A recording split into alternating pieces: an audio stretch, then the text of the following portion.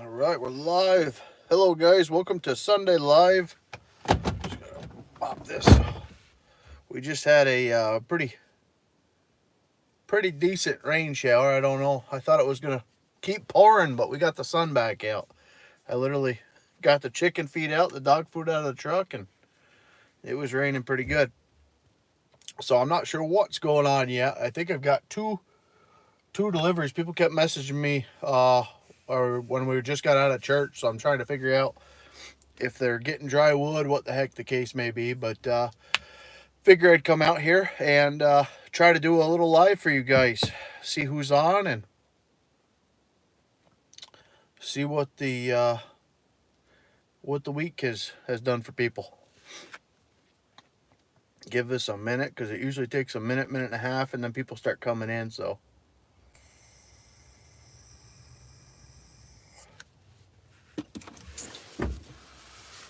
Oh my God. GP, I wasn't expecting to see you, Bubba. How you doing, man? Oh, been busy?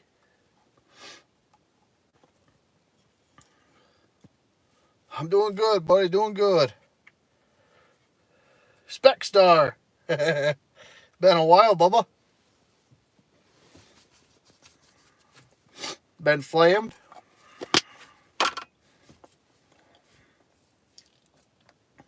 Hey, that's good, Bubba. I know it sucks when it's going on, but I tell you what, it sucks when it's stale too. I've had them. This past month has been stale for me. I haven't been able to get the logs out of the woods. I've been able to cut the trees and everything else, but like I said, I've been mowing lawns. I've been putting lawns in, doing driveways, everything else. Everything not pertaining to the woods. So stale months really suck. Yeah. I just had a delivery. It was 30 something, 38 miles, something like that yesterday. Luckily, it was only for a face cord, and he was doing smoking meats and whatnot. So I was able to throw it on the pickup and do it, and I was just glad it didn't have to take the dump truck. Yeah, I've been working. Good for you, buddy. Good for you. Overall, you happy with the bud? The processor has paid for itself. With a little bit of wood I've already put through it, the processor has paid for itself.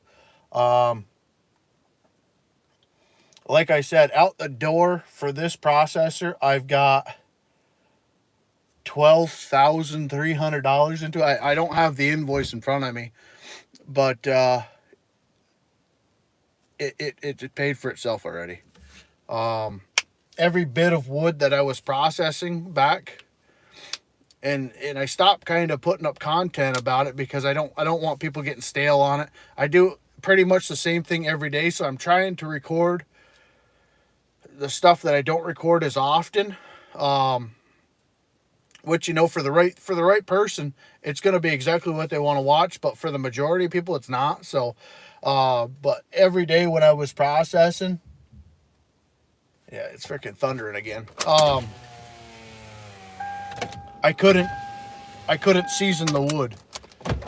So I would get it, process it, have it in the bin, and instead of taking it from the bin to a place to dry, it would sell. So it's been crazy. It's been crazy. I've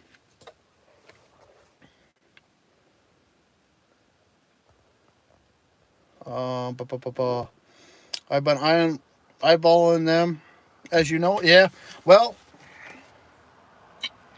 just be careful, man, because, you know, the tree work that I do, you know, that you do, that everybody does, blah, blah, blah, and there's hundreds of channels on it. Processors for tree service wood is not generally good. When I go out and I cut my own wood, as you guys could see right here, it's all relatively straight stuff. You know, like, I'll show you a little bit here. I was actually just looking at this. this dog leg right here, I'm gonna have to cut that off. You know, I got 16-inch barrel inside of there, and if it's 16 inches one way and maybe 24 the other. So if I get this in there perfectly, it'll work. But because it's got a bit of a bow in it as well, which if I can get out of this thing, it's got a little bit of a bow right here, which is going to want to keep it on its side. So you can kind of see where that upright is sticking up right there. That I can go 24-inch high, but in between that upright and them stakes on the side, I've only got 16 inches. So something like that right there, that's got to get chopped off. This will go through it, no problem. Something like this here, you know, you got that little dog leg. That right there is going to be a fighter. It's not, you know, six inches on one side, 8 inches on the other. But stuff like that is not processor worthy wood. If I take, you know, 3 foot off of it and get it as true as possible, fine. But when I'm logging, I would basically take the, I mean, some people would, you know, call it the cream. You know, my grandfather, he would take something like this guy here and he would mill it. You know, that's basically what you're after when you're processing. You get too many dog legs in it, all that other stuff, it just doesn't, it slows you down. So I log for myself. I am thinking about buying a truckload every, this right here is only 3 loads to my left. I got another load up here, and then I've got probably another 5, 6 up in the woods. So I was thinking for every 4 to 6 I bring, I would buy one. But the way the finances are right now, I can't swing it. So let me see. I'm sorry, I'm missing chat here. Working and mowing grass on the side. Good for you, Specstar.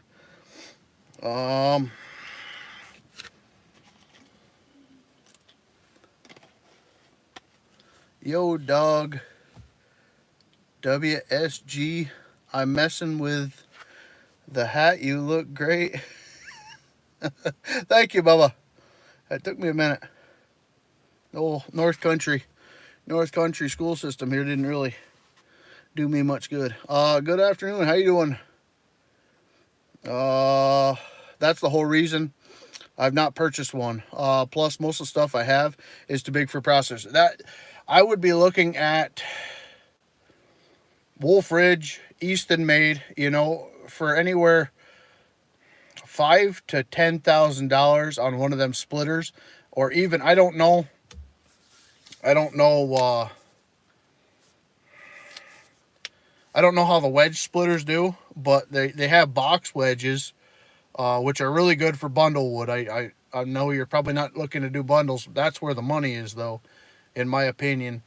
But if you were to look at like a Wolf Ridge or an Easton made with a box splitter, you know, you do that. Or if you're looking for something like the Axis, or the Wolf Ridge has a horizontal splitter with a table as well.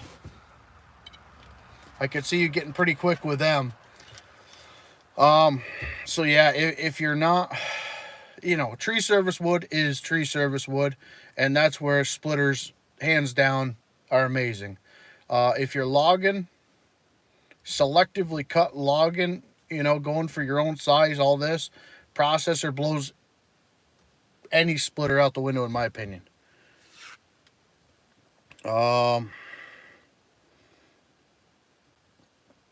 There's a channel on YouTube, GP. Shoot. He's a climber, tree service fella. Shoot. I'll send it to you.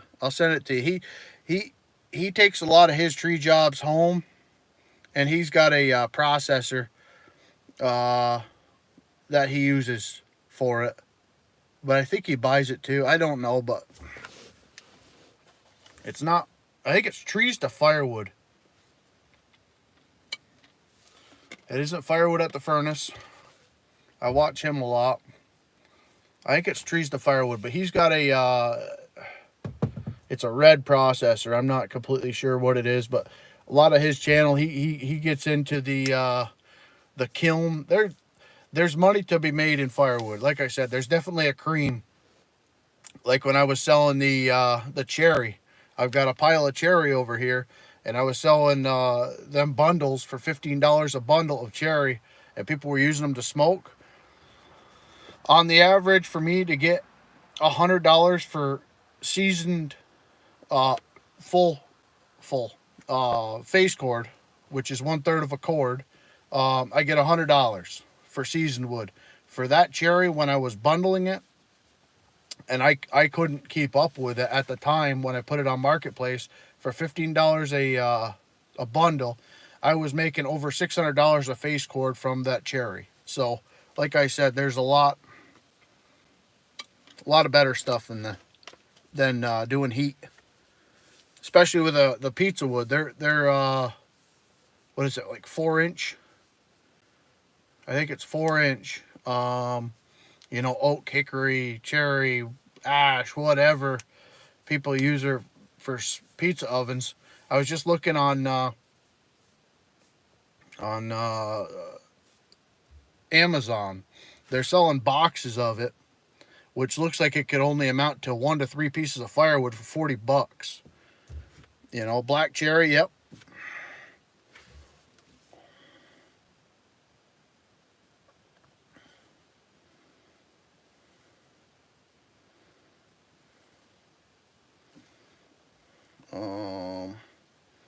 Hello, Brazil. Sorry I missed you. 6 to 8-inch stuff goes through the chipper.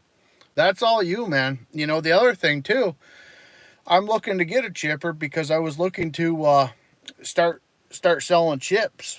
Back when I was grilling all summer long, when I get home from the woods or whatever, I would go out when we were shopping and whatnot. We'd be at Runnings or Gander Mountain or something like that, and I'd buy a bag of hardwood cherry chips or hickory chips, and all it is freaking like a chip that comes from a chipper, and you put it in a little cast iron deal with a little bit of water, and it just smokes, and it did all right. But I mean, I think the bag of them smoking chips was like $12, $14.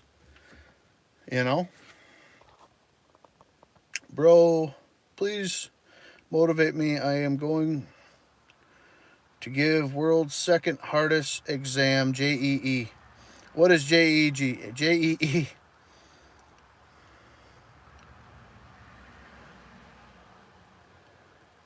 Well, good luck, man. I mean, I wish I knew what the heck JEE was.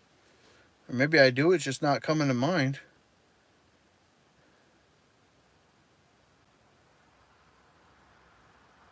So interesting to watch and listen. Regards from South Africa. Thank you. Glad to have you. Kind of what I've been thinking. It's more of a nice splitter than a processor. Buy yourself a commercial splitter. Definitely give, like I said, Wolf Ridge. Wolf Ridge and East End Made, I think, are the two most noticeable. And I just when I went to the logging shows, the problem is their name doesn't match their product. And I've got their. Is this still live? I just got a phone call, dang it. Still going? I'm sorry, guys. My wife just tried to call. I think it froze up. Thug Nasty, I hope you're having a better day, buddy. Thank you for that. It's all the same to me. I just chip and burn on the boiler. No, I understand that, buddy. Like I said, though, if you're looking to cream it, you've got to kind of look at this stuff, like the amount of cherry. Son of a gun. And all that crap, but I'm trying to do this. Tyler Freeman, what's going on? So, with the amount of cherry that I've put in these piles of wood to actually dry,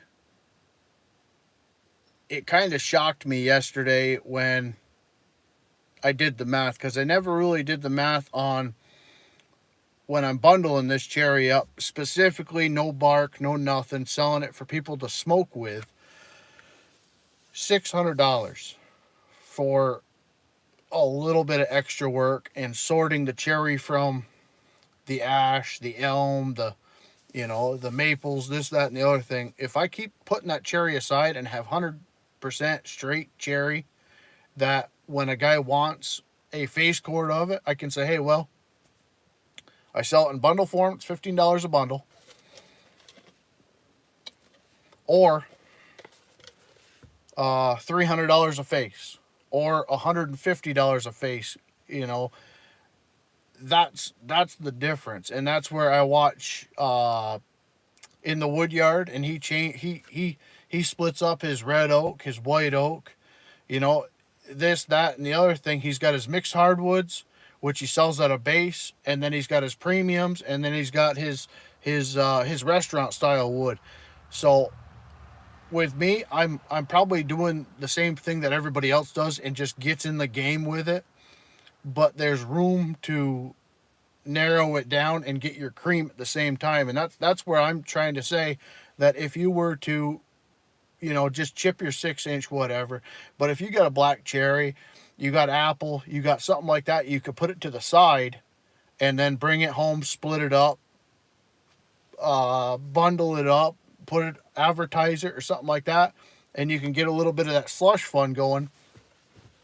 It's kind of like keeping your change. I've got a big old drum in my bedroom, one of them old big glass bottles that you used to put upside down with the water coolers. And I've got, a pretty good amount of change in there. That's basically what I look at with this cherry sitting over here, my apple pile sitting over here, is when the time comes and somebody wants it, I put it in there. It's cash, that type of deal.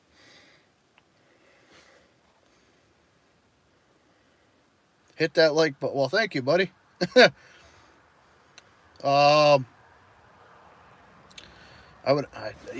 problem with this is I can't read the comments because it's on my shirt and it's blending in with the white. I would have to hire another employee, deal with that. More saws, more BS. I just don't know what the hell to do with all the product I get. I didn't realize I could sell the cherry like that, though. I get some huge cherry. I would never have time for all that. I'd have to have an entirely different operation. The cherry is a good idea. Well, that's the thing, man. We all get downtime. You've got downtime coming, right? With the winter time, maybe you store your cherry, maybe you store your apple, you store whatever it is in a different place on your property. Come winter time, you work on getting that all processed up. You let it dry, you sell it green, you do whatever you got to do. Just put yourself that time aside, Like, I don't have time. I didn't have the time to have a month down, because my truck was down. It just happened. And at that time, I didn't have wood at the yard. I had wood sitting in the woods.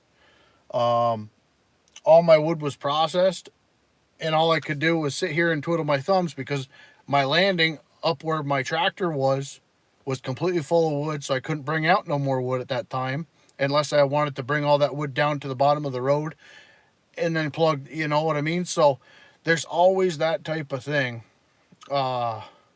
Just unpredictable time. You don't bank on it, but when you've got it, if you make hay while the sun shines,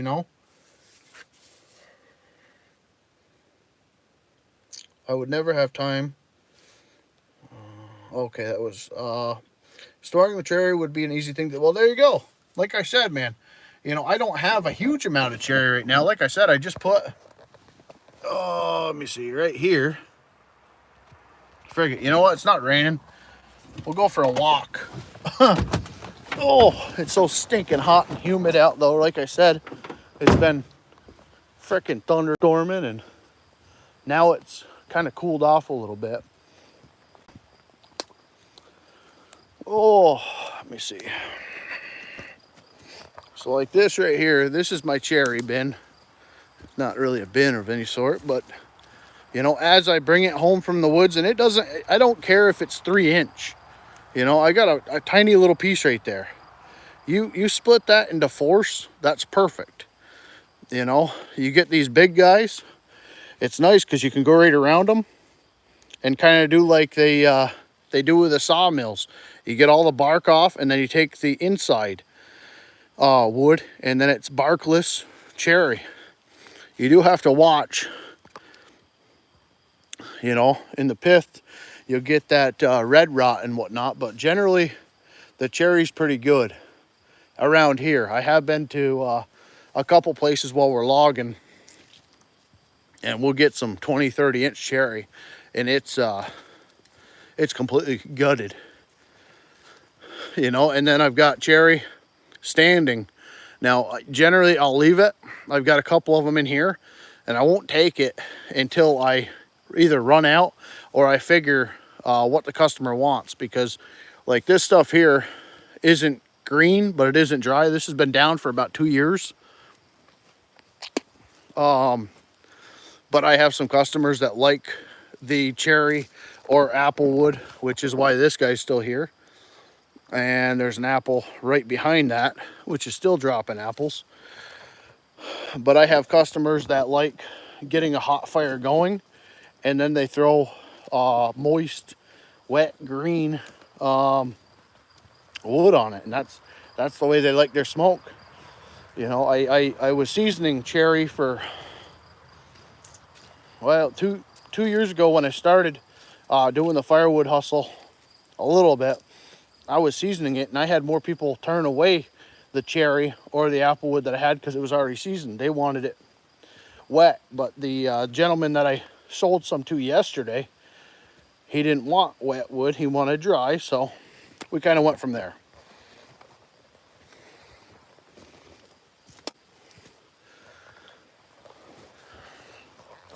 Let me see. Let me see. What do I got?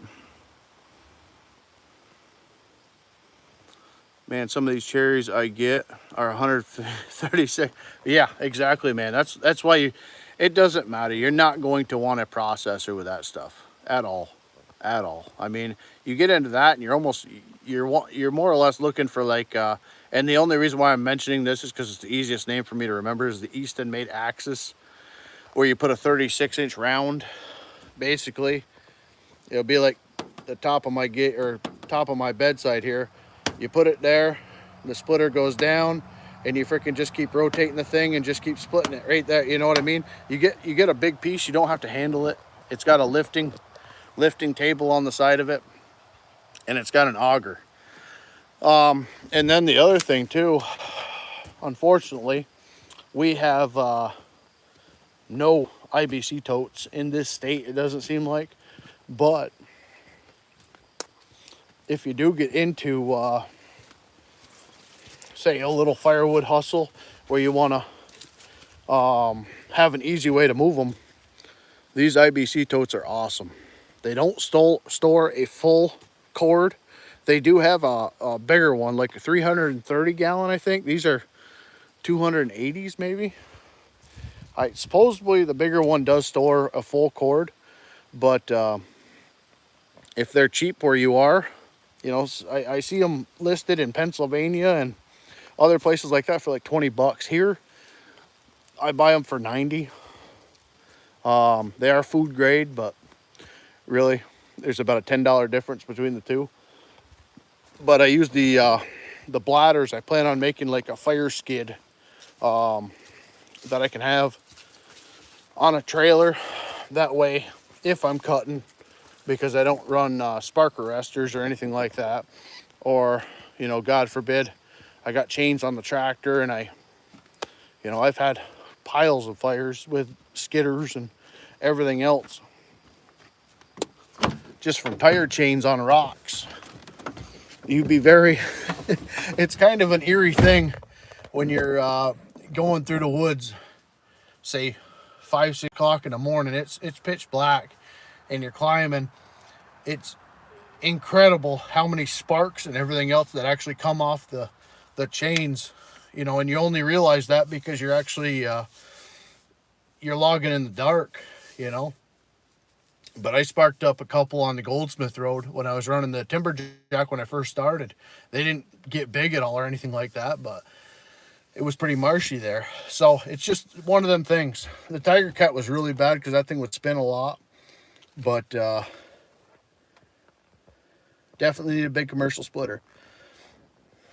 I just dropped 16,000 into the bucket truck. I wasn't expecting that. So my next egg is bye-bye.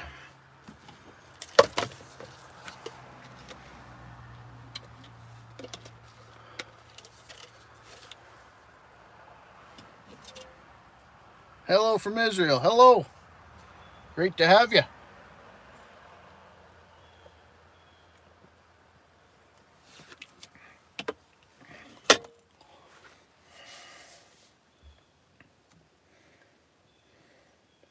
Now you can cool it with a Russian crap. No, that's where I was at, Boa. Like I said, I mean, I was doing good. I had nowhere near 16,000 in the bank. I had, you know, for my first year doing Firewood, I had my personal, which is still got decent, but my business side, I was up in the $6,000 to $8,000 range, which was awesome.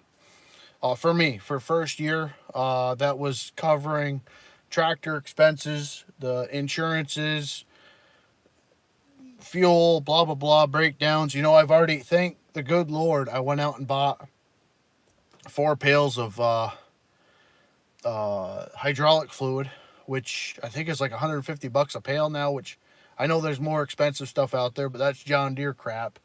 I bought the engine oil. I bought all my filters. I bought, you know, everything to service everything throughout the winter on my heyday, right, when I had everything. And then that truck freaking brought me down to having $1,000 in the business account, and now I'm rebuilding from there. So it's rough, especially when you don't have but a month, 2 months worth of money in there to cover the expenses that you got. So now I'm in the rebuilding, just about trying to sell everything just to get back ahead of everything. You know what I mean?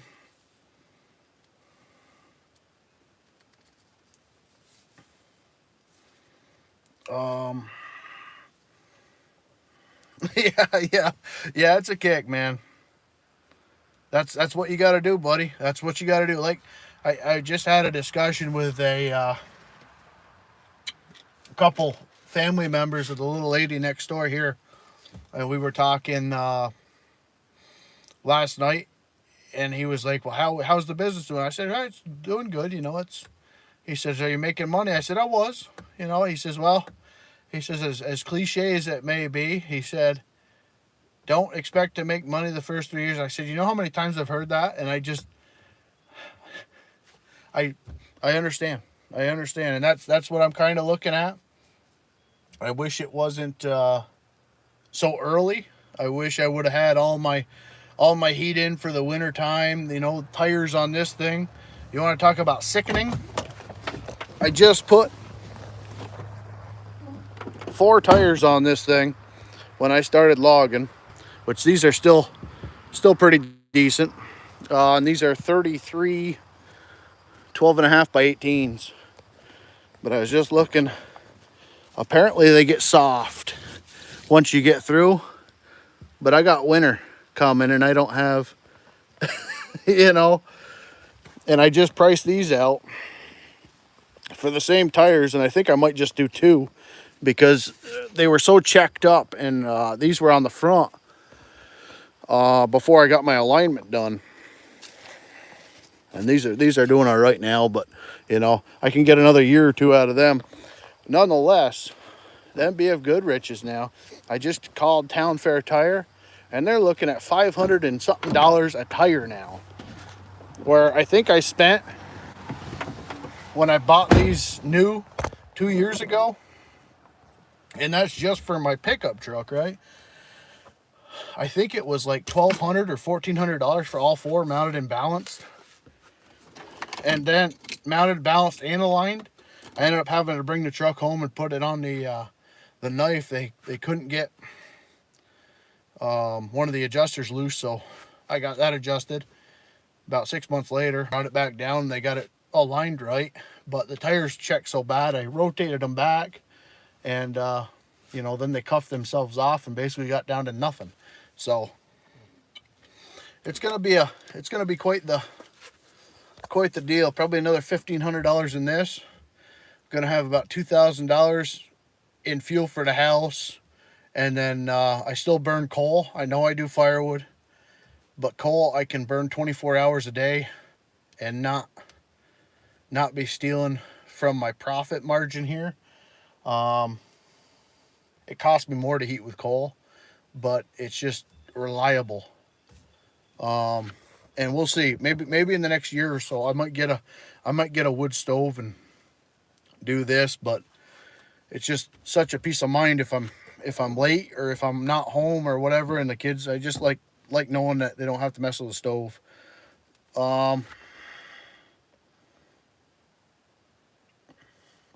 It took me about 5 years before it even felt like I was making anything. Oh. GP, you have such a way with words. Moderator Dan, what is going on, Bubba? Hopefully you're healing up again. I know I probably bother you with that every week, but I've been praying for you, brother. But I didn't spend squat on myself. Really just my family and my business. I don't do crap for myself, per se. I buy all the rubber for the vehicles at the Wally Mart. Yeah, well, when I bought this truck, it was 14 years ago. This is 2010. I would have been 20. And I took the original rubber and the rims off, and I did the 3-inch lift on it, 18-inch black rims, and, you know, got to have the 33-inch tires and this. And I'm still living with that decision now. So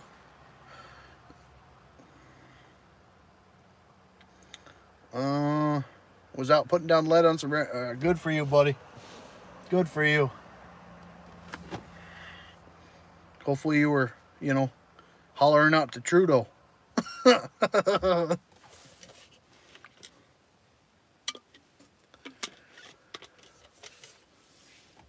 Yeah, pretty good with the words, aren't I? Just a natural poet, you. Moneybag 420. What up, buddy? How you doing? Been walking my 308 out to 800. Good for you, buddy. Good for you. You using a Kestrel or anything? You getting into that realm?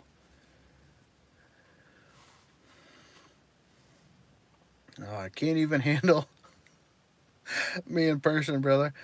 I'm so blunt. That's me too, buddy. That's me too. Don't worry about that at all. I got some eyes yesterday.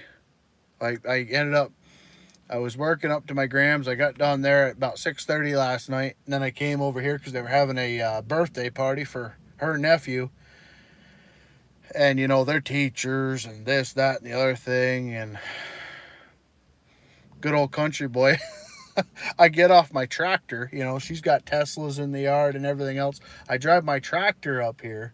Got my suspenders on, my cutoffs, everything else. I'm just covered in just shaking hands. You know, I was told to come over here and meet y'all.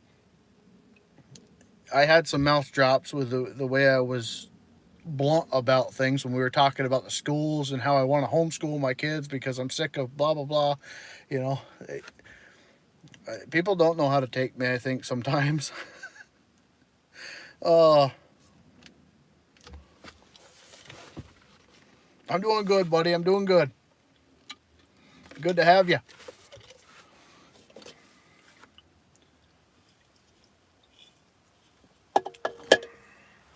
Be nicer. I'm plenty nice. You ask me a a question though, I give you a pretty straight answer, you know. And that's the way it was, you know. But I mean, we don't align politically, a lot of them type of people and me. And when they get in, you know, when they get talking and they want to know what my idea is on things, I pretty much just tell them, and they don't expect it. And like I said, I mean, beer was served on a silver platter, so I had switchback. Switchback. That's what we're. And that stuff is pretty potent. It comes out of Vermont, I guess. I'm like, oh Lord, when somebody asks me my opinion, please don't. Yeah, right. FXM4, FX. I don't know who that is. I know BCM. I know Daniel Defense, Aero Precision. I don't know what other ones I have. I like BCM probably the best. Daniel Defense is kind of like a pinky out type of manufacturer for me, but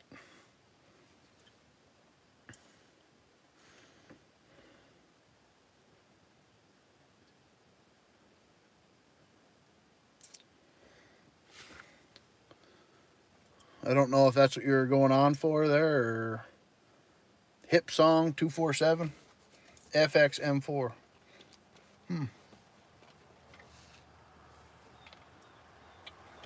Black Rain. I do have never mind. I don't have. I lost it in a boating accident, but I did have a Black Rain ordnance.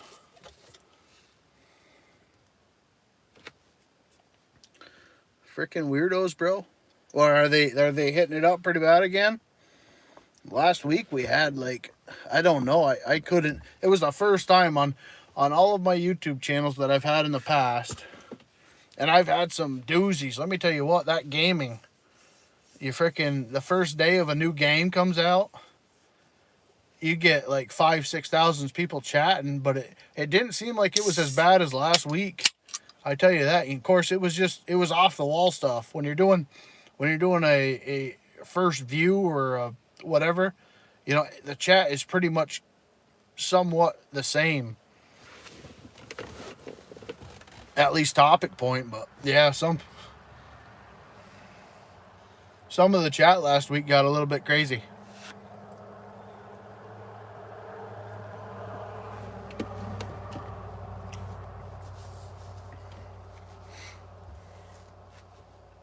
So what else is going on?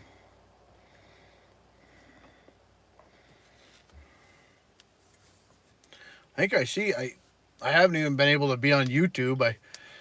I was going to live stream with Velcro last weekend, and I ended up falling asleep waiting for him. But I got on. I think the last short video I've seen a UGP, you were walking the dog or something like that. You weren't walking it. You were like, you had a chunk rigged up, and it was awesome. But I don't remember if that was this week or last week when I seen it. I haven't been watching anything. Walking the log. Well, walking the dog. Yeah.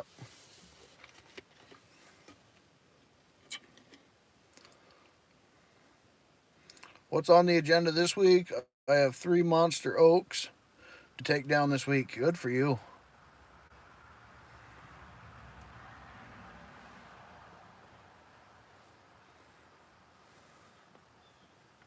I don't make much long for it. Well, if it works for you, man, I tell you what. I had that freaking, I would be so interested to know, and this is a side point, you know, for anybody that does YouTube. The money on YouTube is just junk. I've been paid on this channel, I think twice, which is when you get to 100, that's your threshold.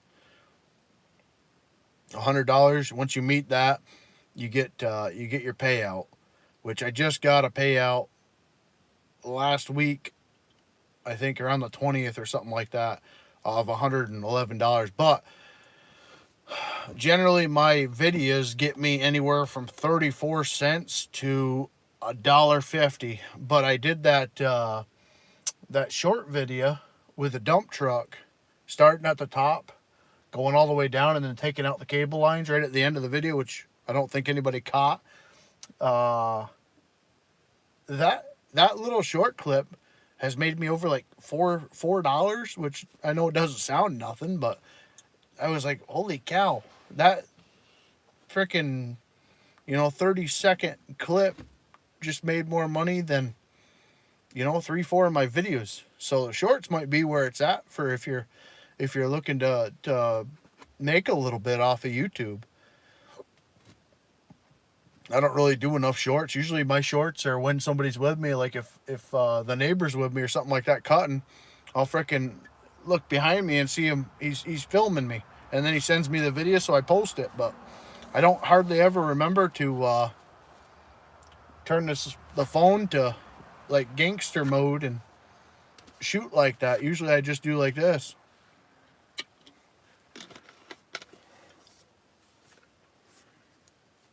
I have zero expectations of making it. Well, that's the way to do it, bud. That's the way to do it. I don't ever plan on making money on YouTube, but it would be a nice thought someday, just to get back the money and the cameras, the editing software, and frickin' everything else. But just keep doing it, and you'll find yourself an audience. You have a great audience too, Ground Pounder.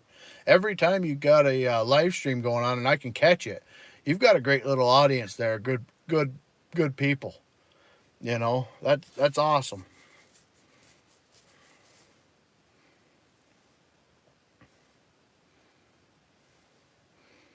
If I made a penny off anything, we'll go into your analytics, it'll tell you. Or maybe you got to turn that stuff on. But yeah, you're oh, and by the way, I have that I got the West Coast da, da, da, da, da. Holy cow, I got a brain fart and a half here. Chain cover, the wider thing. I don't know why my brain's not working. Either way, I was on eBay looking at 500Is because I was going to pick up another one back in my my heyday, because I could find 500Is. I can't find 372s that are brand new in box no more. So I was going to get another 500i and send it off to have it ported, this, that, and the other thing. But in the process of looking, I ended up getting the chain cover there, clutch cover. That's the one, clutch cover, dummy. Hello, I build chainsaws sometimes. Oh,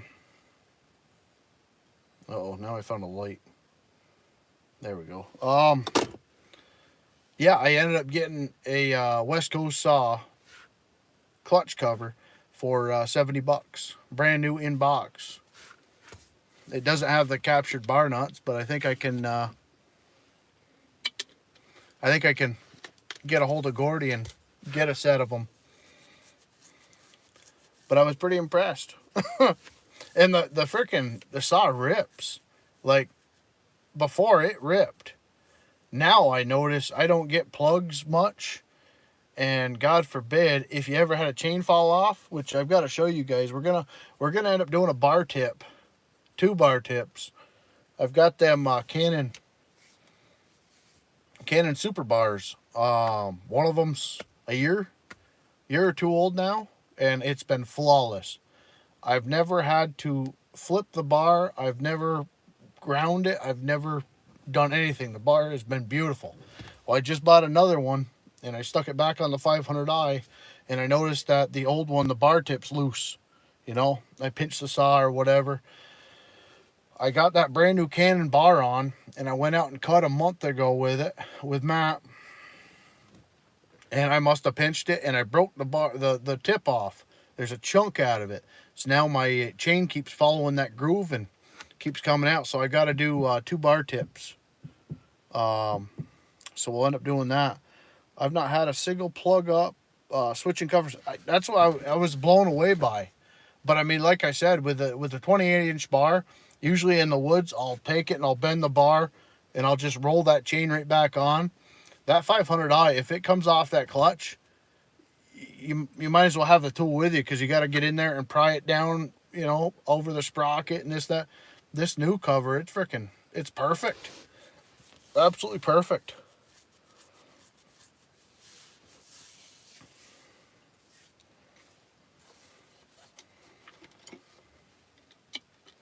I was just getting a lot of heat out of that old cover, and I noticed it because it was getting discolored.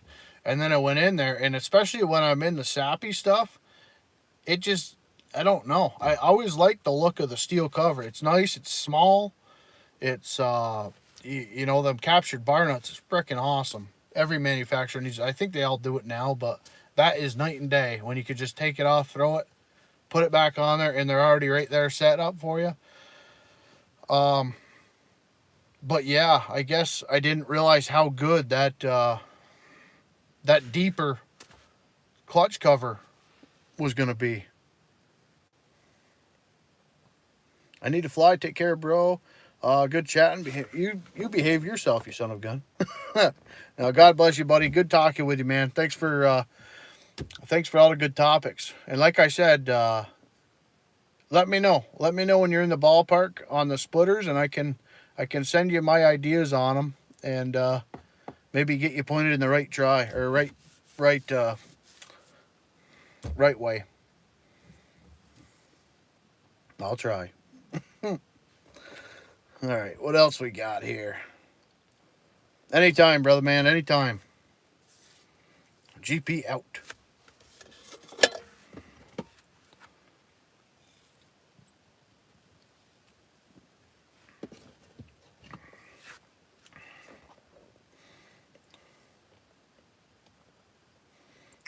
Daniel. No, I can't do that. Never mind. Never mind. Have to see if... Did Velcro make an appearance?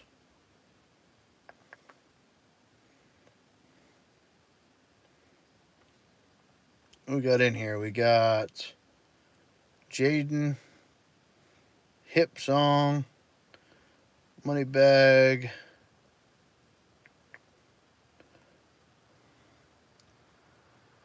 Adam. Oh, Velcro wasn't here. We got F.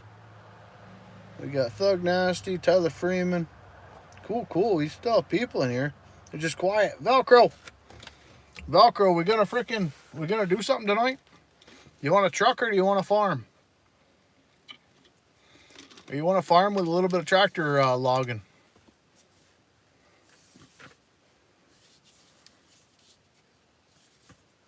Andre, how you doing? Good to have you. From Ukraine. Nice to have you.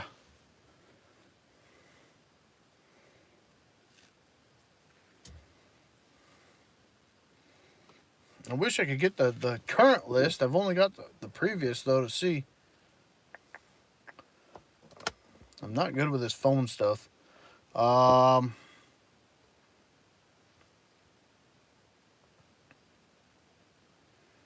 What do you think about the war? Tell you exactly what I think about the war, Bubba. See that right there? And that right there. And this right here.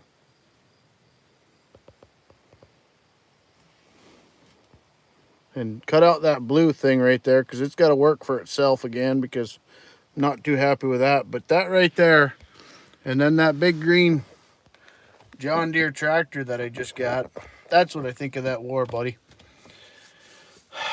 I don't follow any of it anymore. It's not that I don't care, it's that you make yourself sick with it all. I spent too many years in a truck listening to the left, right, and center views, and I work in the woods for that reason alone. No, not for that reason alone, because I don't like dealing with people, but Do what makes you happy. Do what makes you happy. You worry about what is going on in the world, and it just makes you sick and bitter. I uh, I do everything that I can to keep myself busy here, and when I'm not here, I'm trying to help somebody else out. That's what I do. And they get into politics with me. You know, I go to help my grandmother, she gets into politics. I go to help the little lady next door, she gets into politics. My views are I'm voting for Trump. I'm against abortion. I'm pro Bible and that of its teachings. That's it. I'm not. If you disagree with me, leave. You're not welcome here. I don't want to hear it. That's my views. That's my views. That's it. You know, I think the new X Twitter thing is the best thing that possibly can happen, because if you want news, you got it. You know, the guy that shot at Trump, took out, you know, a supporter of his, you know, within 5 minutes, I had the exact picture of the guy with a bullet hole in him, and the officers that relieved themselves that were supposed to be at that post within 5 minutes. Where CNN, I think a day or two later, says Trump had a bad fall on stage, or you know, it just I don't get into it. I don't know what the truth is. Well, I do know what the truth is, and it isn't what media is telling you. So, you know, as far as my stand on the war and all that, I don't know. I don't know. I'm afraid that it's probably just political chaos, to be honest with you, that there's a smoke and mirror type of situation, using this war to put something else through, or, you know,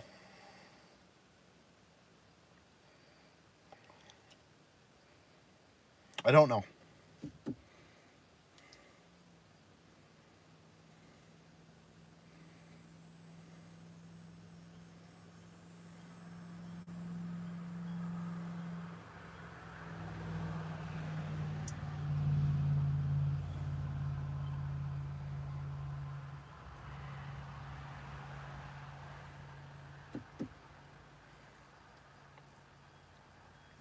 I don't completely understand that one, but I'm trying to make me happy, but people die on 700 MELE after me. I don't know, Bob. I don't know. You know, there's a lot of talk about another draft here. You know, that stuff is just, I don't involve myself with it. I mean, people die every day. I mean, I'm not gonna get into all that, but yeah, no, it's I don't know. I don't know.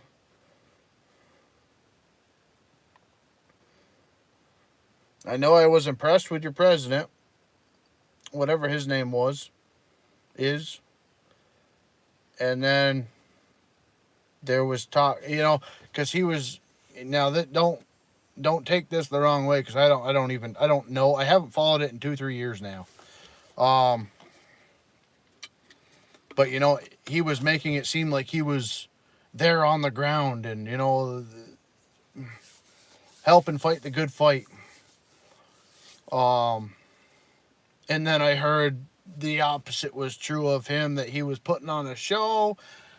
Like I said, I don't know enough about it, and I don't look into it. I don't listen to anything. I don't listen to anything. If I get time, I'll listen to a little bit of Rogan when he's getting into the Bible and stuff like that, or you know, Jocko Willing. I'll listen to them people. Who's that other fellow that keeps coming in my feed? He's just got too trashy of a mouth. Uh, pa, pa, pa, pa, pa, pa. Shoot. I don't remember. He's big on pushing yourself, though. Um, I think he was a SEAL, if I'm not mistaken. But he ended up running like a couple 100 miles or something like that, and ended up breaking both of his feet and finishing the race.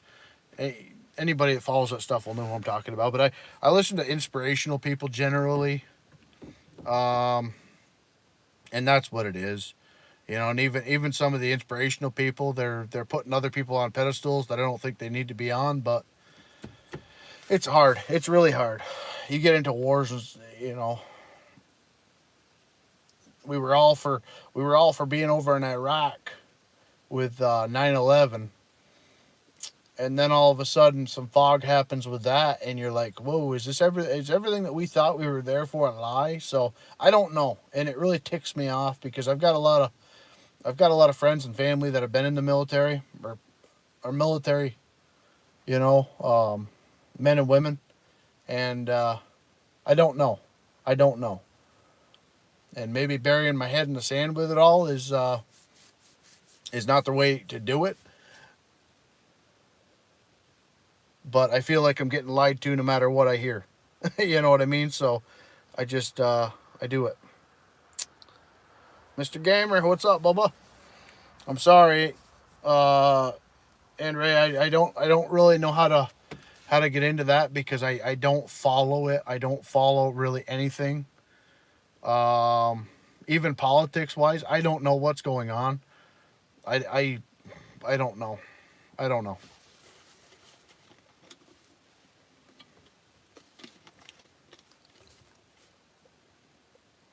Friend of mine went over to fight there last year, and they're still there. Yeah, yeah. I've got friends from church and stuff like that are still there, and I don't know. Like I said, I what I'm trying to do is I am trying to figure out how to do my job here the best I possibly can, and I am not talented enough to know exactly what's going on here, what's going on there, what's going on over. You know what I mean?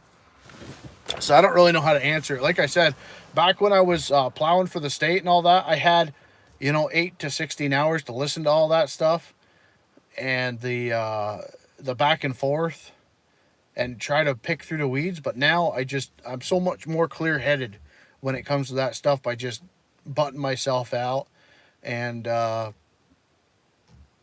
not that I don't care, but what does it change? You know what I mean? I try to help my neighbors out.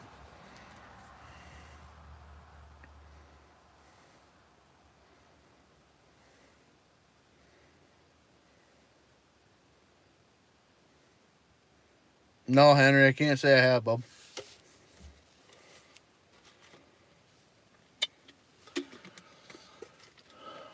No, we're getting to a point where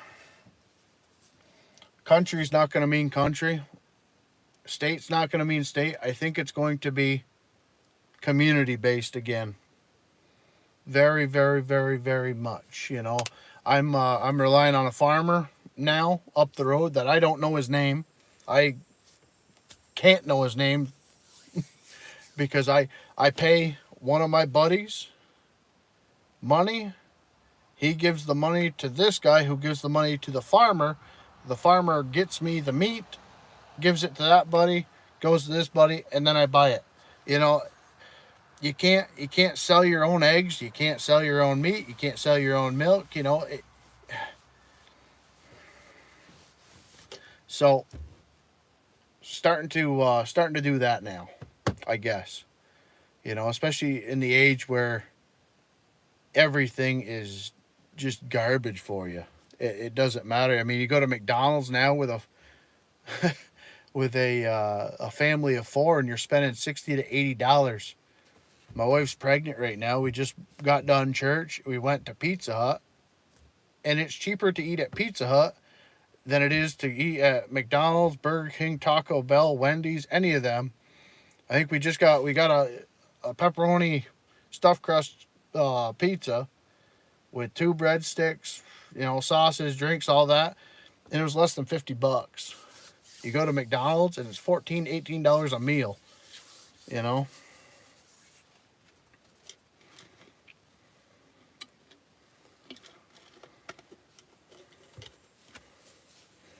You good, man? I think I I don't know, Andrew. Like I said, I wish I could know. I wish I could have a stance on it all. But to be honest with you, after I have had a stance, I was more lost when I was listening to it every day, and I was becoming bitter because it just pissed me off. That's why I was hell bent if I didn't get married out of high school that I was going into the military.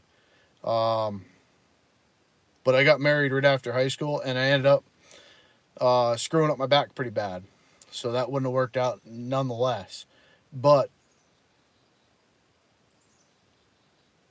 I don't know. I don't know. Like I said, burying my head in the sand with it all doesn't make it right wrong, but it makes it stomachable for me because every time I get onto X or YouTube and I start seeing the politics, I don't know that I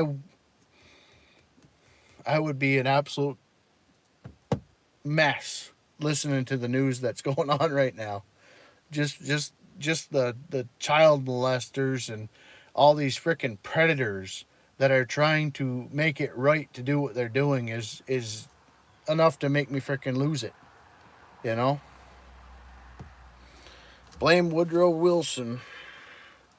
Country slowly turned into communist. You know, I see a lot of that. I see a lot of that. I see a lot with people talking about Obamas. I see a lot of people talking about, the Clinton administration and this, that, and the other thing. To be very honest with you, this country has been away from the Bible. If this country went back to the basis that the country was founded on, you know, it's very simple. And we've made it so whatever. Whatever. I don't want to get into it, but once the Bible has been removed,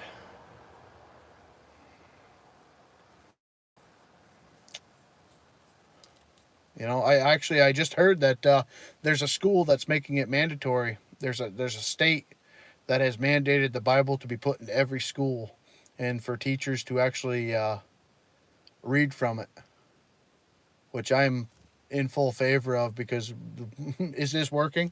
Is this working? What we're doing? When I graduated the last year I was in high school.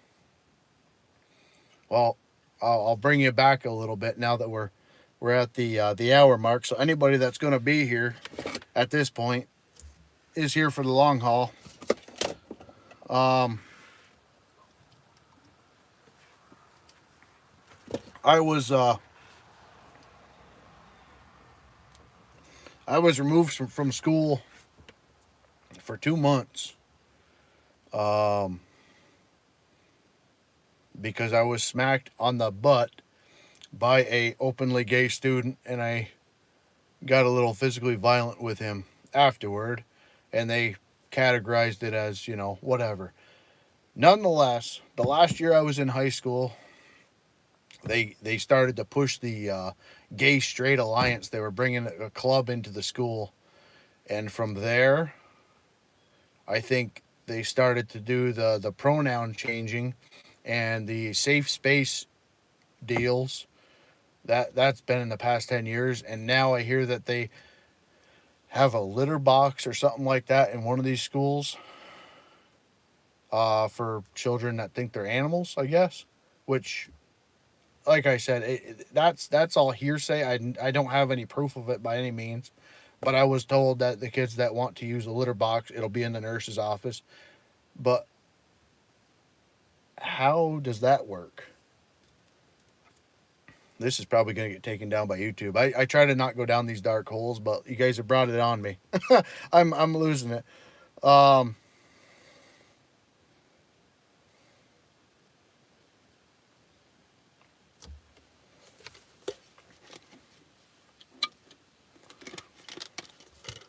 but yeah,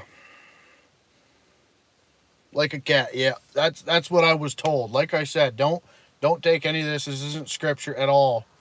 I was told from a reputable source that there is a school around me, actually a school that I would feel better about my children going to. But I was told from a good friend that has a grandson going there that the nurse has a litter box. in the nurse's office, and you know.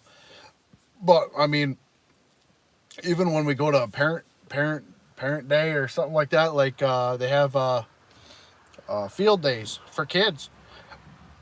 The amount of kids with freaking tails and little ears is kind of weird. It's like holiday. It's like Halloween, you know.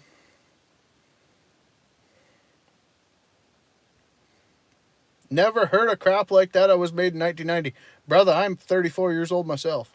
I was born in 1990. Uh,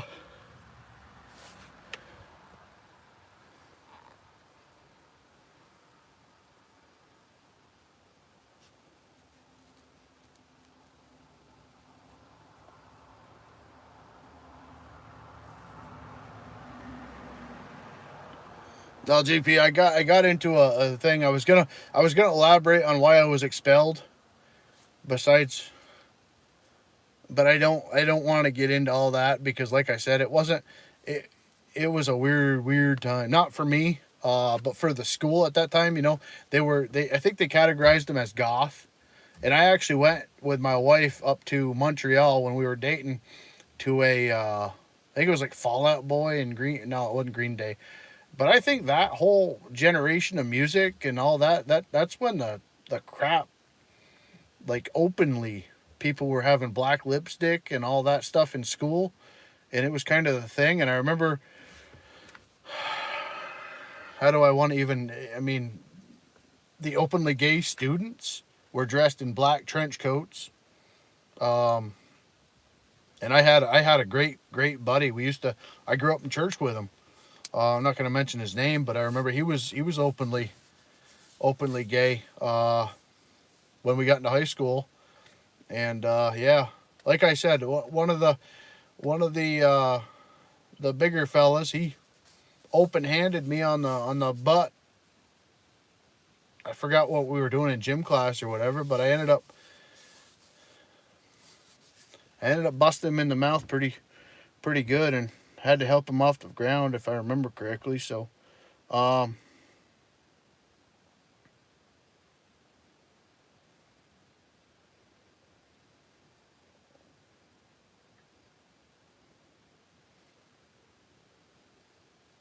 you'd be called crazy, and that state would research you. Yeah, yeah. It's a bunch of disinformation being G spread. Georgia, what's up, Henry? It's a bunch of disinformation being G spread. Well, this is, like I said, this was from a grandparent of a. Well, he's taking care of the grandson, nonetheless. But yeah, he said that that's what they had brought home a flyer or whatever, a newsletter, and I didn't see it because he was just like, "Can you believe this garbage is going on here?" You know, because the school that is in talks isn't like where my kids go to school is pretty. Um, our area code has a lot of doctors in it, you know, preppy, blah blah blah, that type of deal.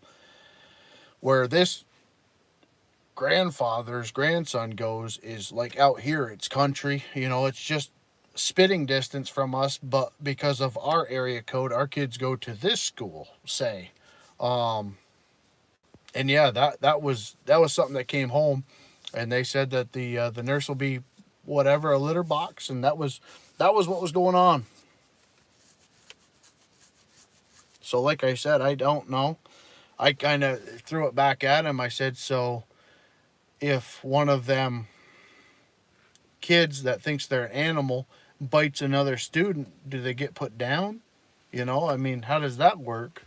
They got to get tested for rabies, or I mean, what's a dog or cat actually going to school for? But like I said, I just general questions. If they're going that far with it, and actually, where were we? I think we were at the mall. I think we were at the mall. No, no, no. It was at a field day. It was at a field day at my son's school, and there was a parent with a child on a leash.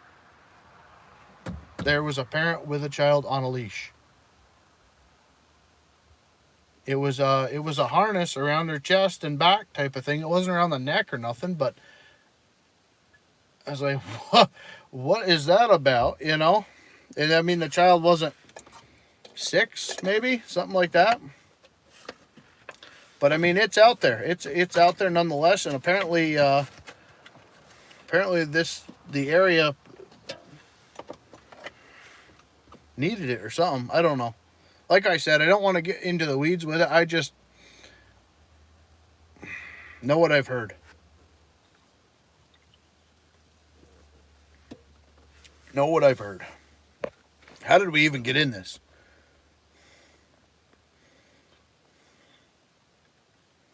Andre. Yep, that's who it was.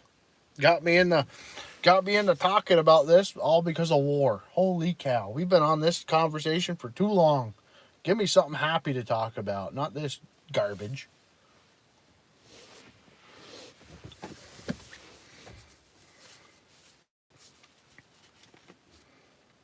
The school grooms.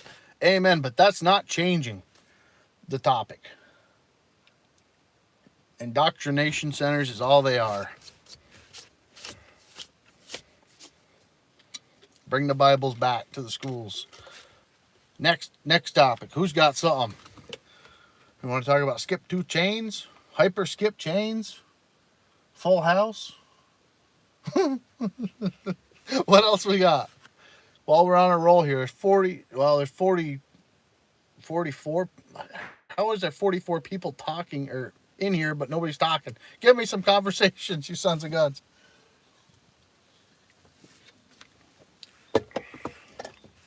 I took the chew out. Now we're going back to the vaping.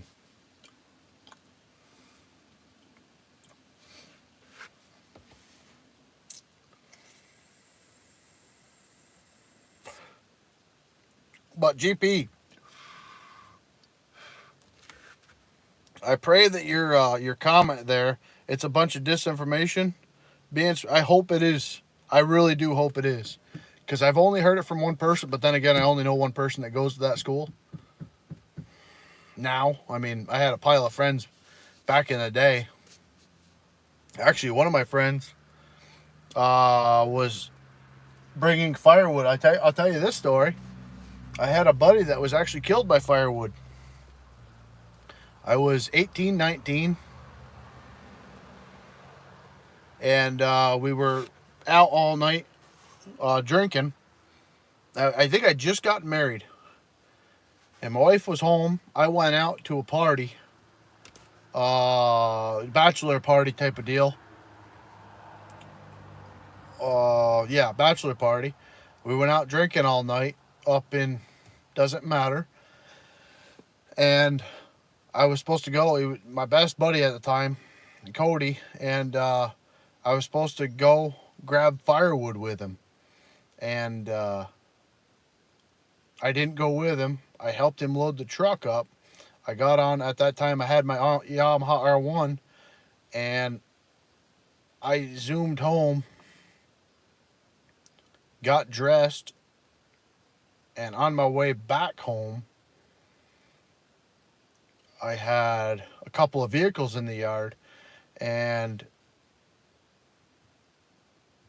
my buddy Cody, actually, he was coming up through. We got a bad series of road here, from Dannemora to where we are, and he ended up swerving, whatever the case may be. An F-350 ended up hitting him head on, and it came over the scanner as a silver motorcycle versus truck situation. So everybody was at my parents' house thinking that I got into a head-on collision with this Super Duty, and it ended up being him. And they said that the firewood went through the back of the pickup when the truck happened to hit it, and hit him in the back of the head and ended up killing him. But it folded up that truck, so it came over the scanner to be a motorcycle versus a bigger truck. But I guess From the way it was reported, Cody was in the wrong lane coming up the hill, and the truck just crested the top of the hill, so they didn't even see each other, type of situation. But yeah, and now I'm hauling firewood with my pickup, and I don't even have a headache rack on it. I was just thinking about that the other day.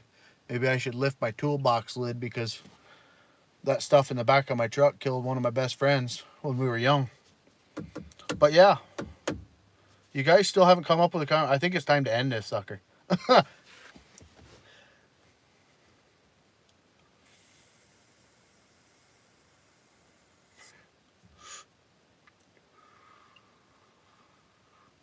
Unless somebody else got a topic. I just gave you a heart-to-heart. Todd Adams. Well, now I got to stay on for another minute or two. How's Mr. Toddy doing?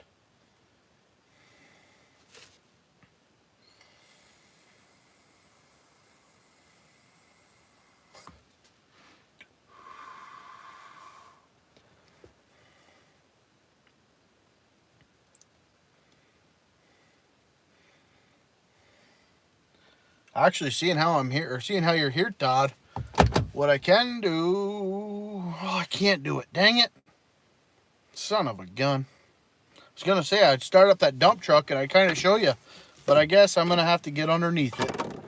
You were talking about all these cables and things with the parking brake. Oh, I'll give you a little insight into this Lucas Garling brake system. I don't know if you'll be able to see anything, but this is all, it's a lot easier to do it when the truck is, or when the, oh, hell, there we go. So this right here, Mr. Todd, that is, I don't know, I'm just going to say for the sake, a 3/4 inch line, all right? And that runs to both these cans. Okay, this is ATF. All right, that's my parking brake. These cans, basically just like what's on a big rig with the air cans. They call them 30/30s.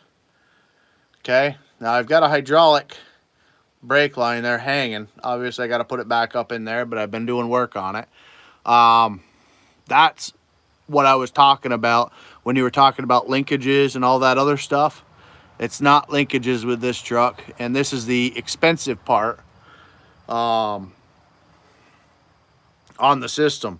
So what it actually was with the truck is, and I do plan on hopefully doing a video on it, because there was no videos that were good unless you spoke, you know, not English as your first language, more or less. So there's bleeders at the top, okay? Don't mind that wire just hanging there. That doesn't do anything, I don't think. Nonetheless, I bled it and bled it and bled it, and I put over a gallon worth of ATF in this thing, bleeding it. And what it ended up being was the shoes needed to be adjusted on both sides, right? I had to adjust the shoes, and then as you see this new brake line, this has a crossover from one wheel seal to the other wheel cylinder, and that needs to be bled individually as well. Like I said, this is, it's a different breed. I don't really know how to explain the whole system here, but okay, so don't mind my cover because it was pissing fluid all over the place. I got a new rubber for the brake dealio here, brake booster. Okay, so this is your service brake side, right? So you've got your DOT3 that runs. You got disc brakes in the front, drum brakes in the rear. However, when you hit your parking brake, what that does, it's got these 1-inch lines, which you can see everything's covered in years of grime and rodent crap. Now this is red ATF.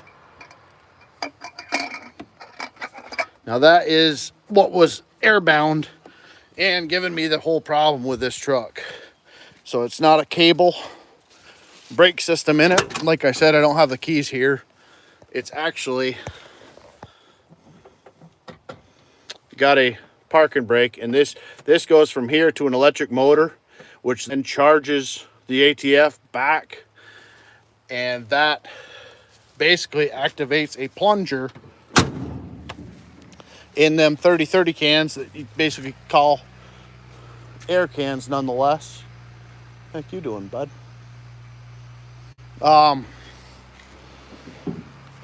And from there the plunger pushes down, pushing the DOT3 to the rear pads.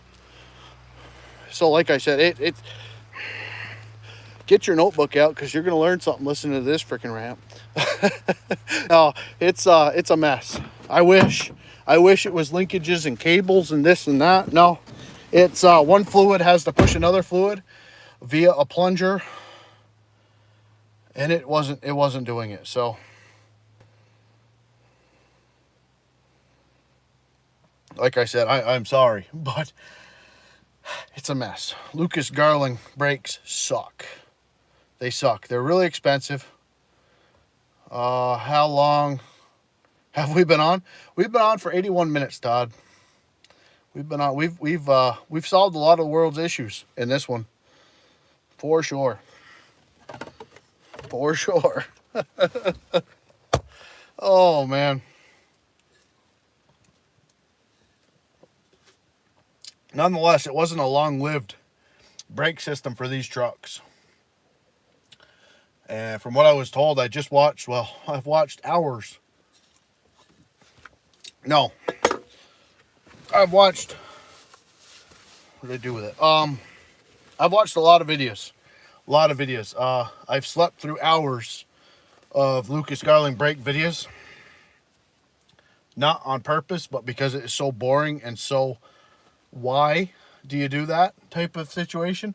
But what I've kind of come to the conclusion of is brake fluid gets dirty, it rots away the seals, it scores up the pistons. So every 6 months, drain the brake system and put new brake fluid in, which, you know, to the average person sounds ridiculous and sounds like it'll get expensive. But since owning this truck, I've put no less than 6 gallons, maybe 8 gallons by now, of DOT3 through this truck just to have it leak on the ground. With the wheel cylinders leaking. So in 6 months time, I think I'm going to dump all the brake fluid out of it and do it again, because I don't ever want to deal with this again with this truck. So I'm just happy it's maybe more money than I've spent on it. 7 years ago, me and my friend were out in our ATVs. He was going much faster than I was, so I couldn't catch him. When I caught up, I found he hit a steel pipe. He hit a steel rope draped across the trail and cut through. Yeah. I actually just got word. We got a neighbor, a little annoying neighbor kid from about 10 years old. He's had 80cc dirt bikes. He's had 450 race four-wheelers, Grizzly 660s. He's had everything. And he pisses everybody off with it. Well, I just heard that they're starting to bait the trails with ropes and wires and everything else, and I was kind of blown away that they're doing. I don't know how that's it. They're state trails. How do you get away with that? That's scary stuff, man. Scary stuff. I'm sorry to hear about your buddy, man. Jeez.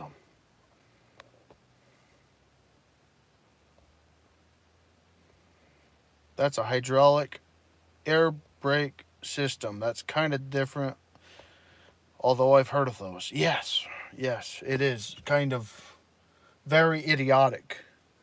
Very idiotic.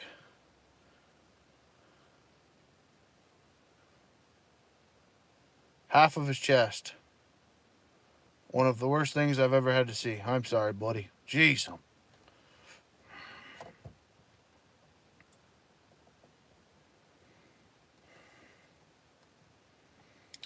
30 years in auto truck parts does that. Yeah. Yeah. Some engineer does that. Oh, some engineer.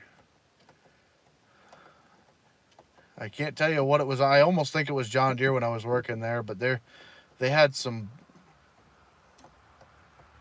it was almost like a starter bolt or something retarded like that, hydraulic pump or what it was. But you get all the bolts loosened, you get them all out except for the one. You get it out, and then it's about a half inch or even a quarter inch too long, but you can't get it out because there's another part in the way. I can't tell you how many times I've seen that garb, and it's like, the engineer that drew up this plan, he needs to get out in the field one day and see what the heck he's done. Can you convert it to the amount of money I spent on it? I could have done a lot of things with it. Honestly, had I known what I know now, I'm pretty sure I could have got a different Eaton axle or backing plate or something like that, and yeah, I could have done it cheaper. What the problem was I was in my buddy's garage with the truck, and I bought all the parts. I had everything we needed to do the job. And then I talked to him. He's like, "Well, bring it down, and we'll get it banged out tomorrow. And if it takes another day, whatever, Well, we got it all apart.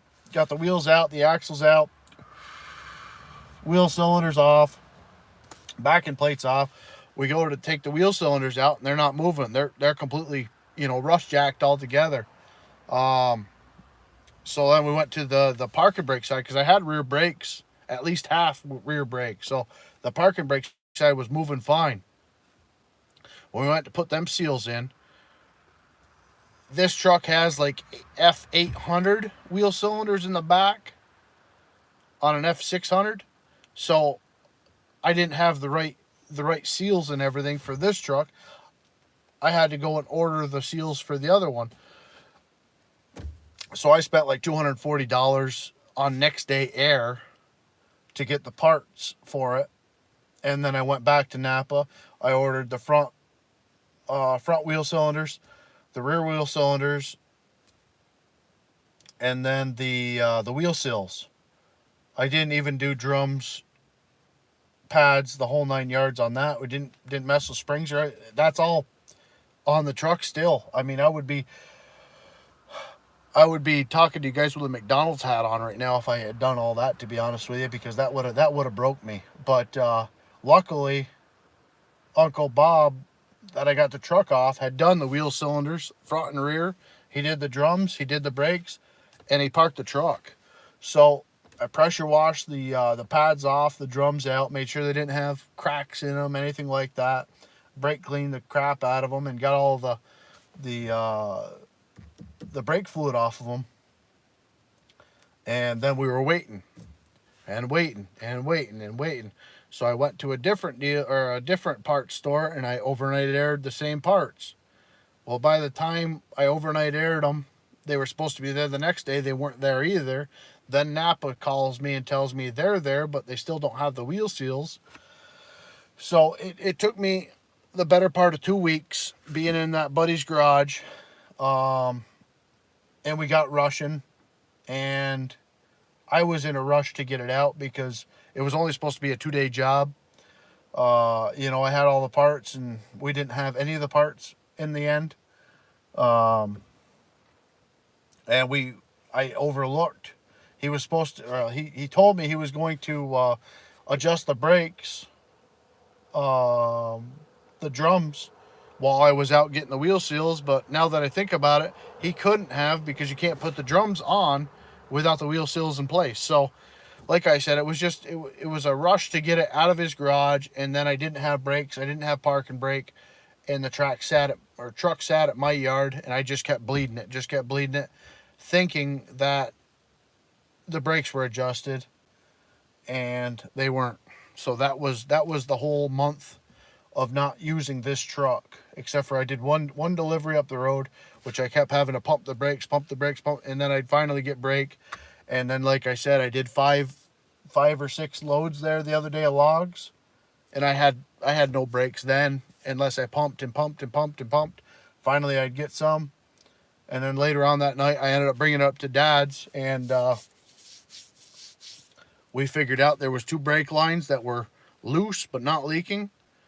So we got them tightened up with vice grips because, of course, they were junk. And then I got the adjusters moving.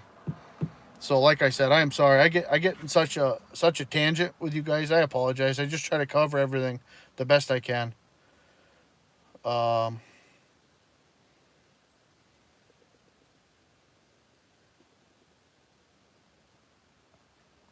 Yeah, I'm sorry, Todd. Like I said, I'm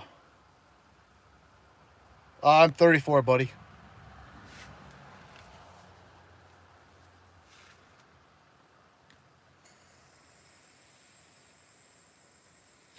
Born in 1990. And I wish I started this business when I got out of high school.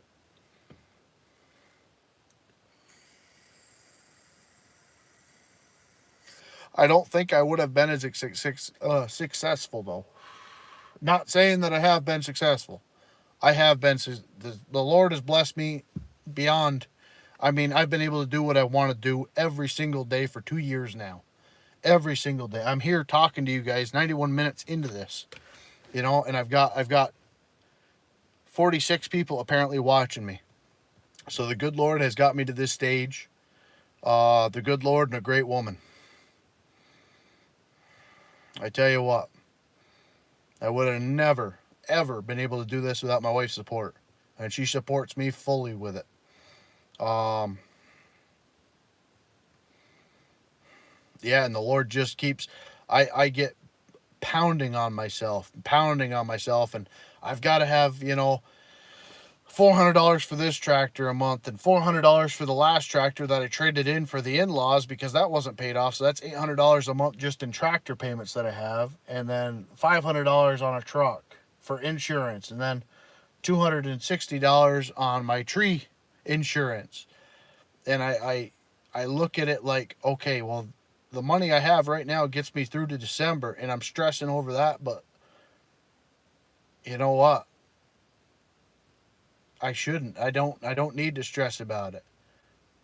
Like I said, I mean, my faith is wholeheartedly in the Lord. He's got me where I am, and I'm able to go out with the kids and buy my kids shoes for school, and go out to Pizza Hut and splurge a little bit here and there, and I'm doing what I love. Like that was one thing that I wanted to talk to GP about because it's I want to pick his brain. I want to pick his brain because what I don't even know. I might be able to find it here. Hold on a second, chat.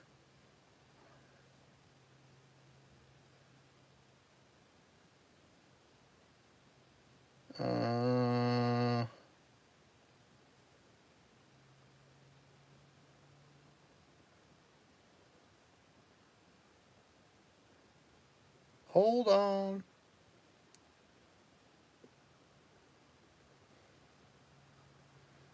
Here we go.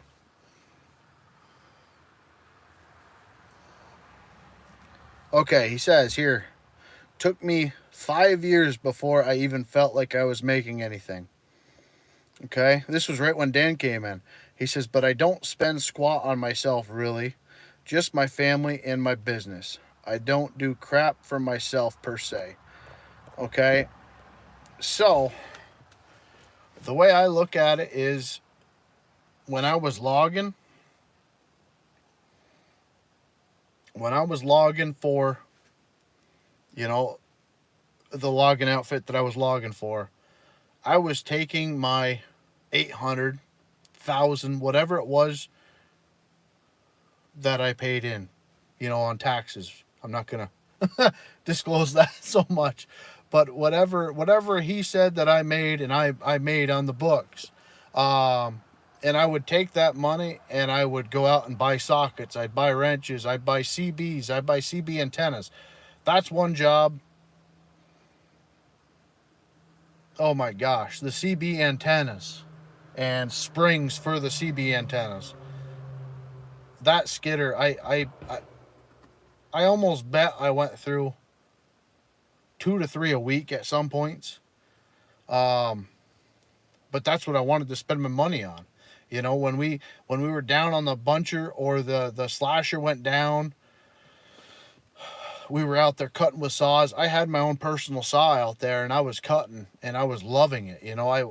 I get my paycheck, I go out, I buy more chains, and when he says that he didn't spend no money for himself, what would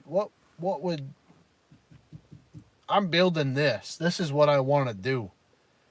I don't like spending money on fishing. I love fishing. I love side by side, but even like my side by side, I built my side by side that way I could work with it, to get me into the woods, to get me over the obstacles, to get me over the stumps, and you know what I mean. Me going out and playing with that side by side was, Christmas time. Me going out in the woods with a family and going to get a Christmas tree.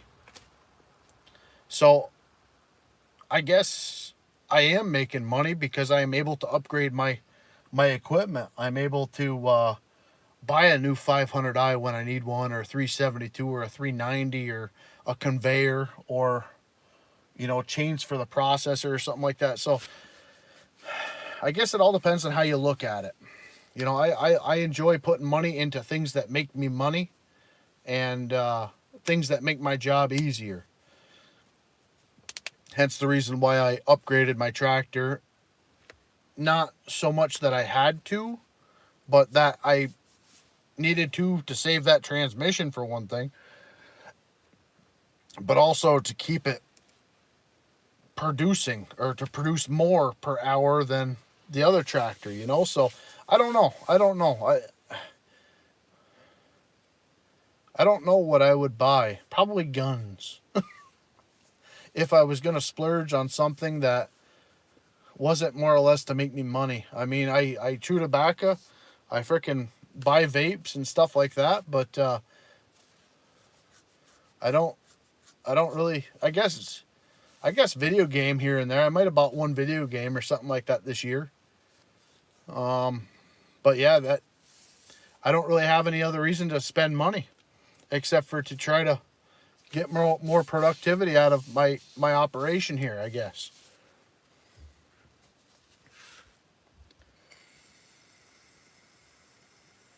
I started at Napa in '94 when I was 22. Crohn's knocked me out of work recently. I like most of the customers. Well, I tell you what, there's one guy that I deal with at Napa, Mr. Walt. And when he's not there, I don't deal with any of the other ones because I know they'll mess it up.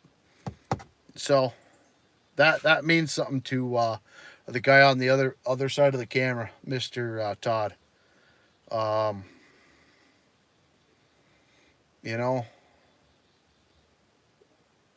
Being on this side of the counter, we look for the person that has the experience there, that wants to give the service that the customer is looking for. Like I said, when Walt, and I'm not giving his last name or nothing like that, it might not even be his name, but nonetheless, with that truck, when it went down, Walt gave me the wrong parts because he didn't realize that it had this different rear end in it. I didn't realize it until I took it out and I brought the parts to him. He was like, "Oh, holy crap, they special ordered a different rear end for this truck," or whatever case may be. Nonetheless, he ordered the parts. He got them overnighted for me. And then he went on vacation, which was good for him. I was happy for him. But since he left, my overnight parts didn't come in for a week, even though I think they were there the next day. But the people that were filling in for Walt, I don't think they could. It doesn't really need to go much further than that. But it's one of them deals.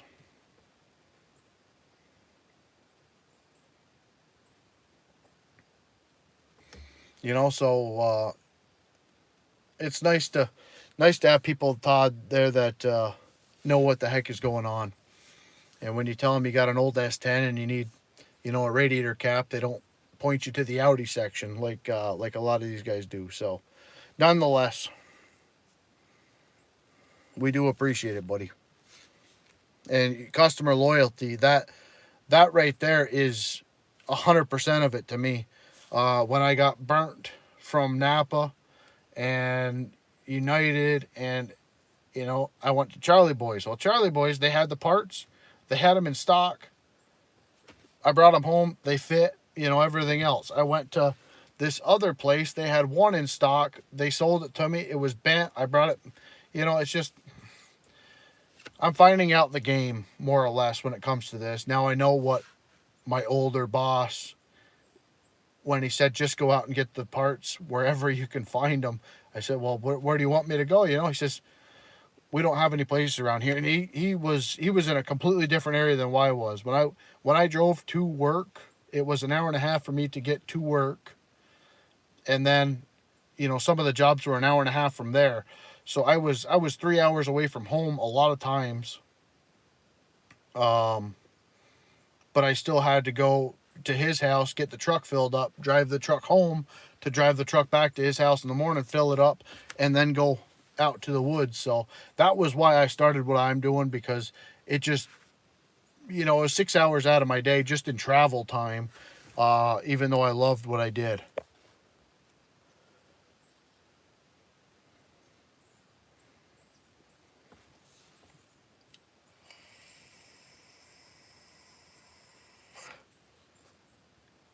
What you got going on, Dan? Dan, if you got a constant problem with somebody, man, just ban them.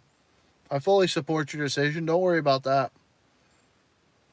Customer loyalty is important to the parts guys. Just like store. Yeah, exactly, man. And that's what's wrong. That's what's wrong nowadays. And I think somebody like myself would have been your lifer. You know what I mean? Back in the 80s, maybe 70s, 80s, that type of thing. I would have stayed with John Deere. I would have stayed with DOT. I would have stayed with the logging outfit and this, that, and the other thing. If I wasn't pushed out by just the not appreciated bullcrap that they're spewing nowadays. I mean, it didn't matter where I went. I learned so much in so many different. I mean, like I said, I just put in a driveway in a freaking yard because I had a couple of years landscaping, And then when the John Deere goes down, well, I worked on articulated tractors. I worked on skid steers. I worked on all this. I have a little bit of knowledge in that department, and then with the logging side, that was where I was the most green and left the most green. I'm still learning, and everything I do out here is learning, but I love it. You know what I mean? This is somewhere that I could settle down because I go all over the place. I do so much. I'm not opening up camps anymore. That was what I was doing when I was kind of keeping it on the mellow in the spring and fall. I was opening up camps in Lake Placid, and Shania Twain has camps out there, and these big wigs have camps out there. I'm done doing it. I'm doing Firewood now, and that's where it's at, because dealing with the talking heads out there, the camp I was working, the next door neighbor was a Pence, if that rings a bell by any chance. But nonetheless, I don't mean to. I can't believe the frickin' people in here still. This is ridiculous. Wow, nice beard, dude. Thank you. Well, Todd Adams, from a customer, I appreciate your service, buddy, because, like I said, it's nice to see an old gray beard behind the counter, and not a young pup sitting on their phone. And that's what you see nowadays.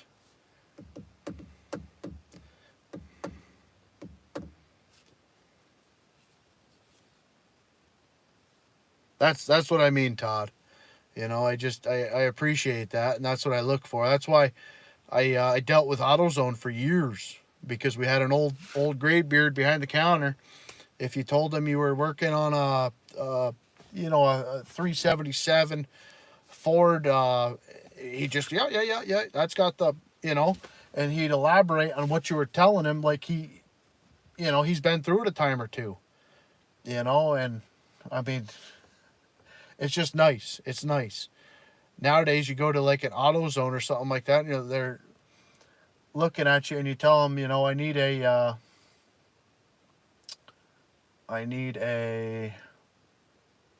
what was I gonna go with that?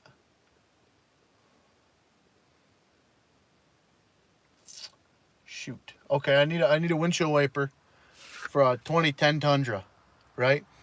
And then they ask you straight faced, "Is that got the 4.7?" And you look at them, and I'm like, "Is the windshield different in the 4.7 or the 5.3?" It's like some of these things, is it raining out? Just look outside. The windshield in a 4.7 and the 5.3 are going to be the same. The outside of the truck is going to be the same. The wheels are going to be, you know what I mean? The engine oil, the filter, okay, maybe different, but we're talking about a wiper, or we're talking about windshield washer fluid. It's just one of them things. So, like I said, some things just can't be learned, and we pick up on the BS, and we just move on. Learn most I know about saws from you. LOL. That's scary, Mr. Dan. I apologize. Be careful, buddy. Jeez, and to hear you freaking just about totaled yourself with a power saw in your hand, and you're freaking up in a boom. And if I didn't find your channel, I probably wouldn't have got as far into tree work as I did. Now rental business. Like I said, Dan, you followed me almost to your death. So just be careful. Be careful, you son of a gun. You had me all warm-hearted until I remember your recent accident. For any of you guys out there, a pull behind lift doing tree work. Bucket trucks are one thing. Oh man, don't have friends cutting around you like that. Man, oh man, oh man, that makes me sick. Of course, I told you about the sketchy one I was just in doing the church job, eh? That frickin' thing. It was sweet. It was the first trailer mounted lift I had ever been in that had self-propelled wheels. It had little gears, or almost like steel wheels, and they drop down on the tires. You got the little hand crank wheel on the front where you put that down, and then you get up in the basket and you hold this button and frickin' drive it where you want to drive it. Of course, it's kind of limited and very jerky. But then you put all the legs down, and I got I don't know, 30, 40 feet up, and I'm cutting on a limb, and all of a sudden I feel the thing frickin' move on me a little bit. I'm like, what's going on? I look down, and the legs, just off, and I'm pretty straight. It's not like I'm off to one side where I had weight or anything. Well, then I go to move the bucket to try to get that weight back on there to lower them down, and the stupid thing it flashes a big code at me. The stabilizer leg is not fully down. Well, it's like, no kidding. How am I going to get down? So I had to have him bleed the pressure off from the bottom, get me down, put the legs down further, get up to the top, and then it's flashing red every time I move in the stupid thing.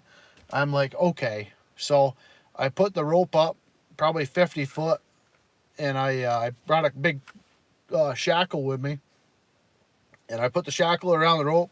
I put the rope 80 feet out to his tractor. I hooked it to his, he had a backhoe frame. He's got a TLB Kubota. It's the only TLB that I knew that they were making was from Bill's T-Max, and that was the 110. But apparently Kubota's got a little TLB now, and that's what he had. It was pretty decent sized horse, but it was a smaller one. But I put the rope on him, and I stood at the bottom of the tree, and I just had him move out until I could start to see, because it was probably a, I don't know, 32, 34 inch ash. It was dead. The emerald ash borer got into it, and it was hanging over the top of the church. So I watched the top of it after getting out of that stupid bucket, which, like I said, that took about 10, 15 years off my life. And once I see that tree just start to go a little bit, I put the face cut in it, and I sent her. I wasn't dealing anymore with that stupid bucket. So I don't blame anybody for not wanting to do them toe behind lifts. Them things, they're too rickety for me. Yeah, I'm never getting one of those again. Yeah, I don't blame you at all. I don't blame you at all. Dan, you've been in a world. Yes, yes, he has.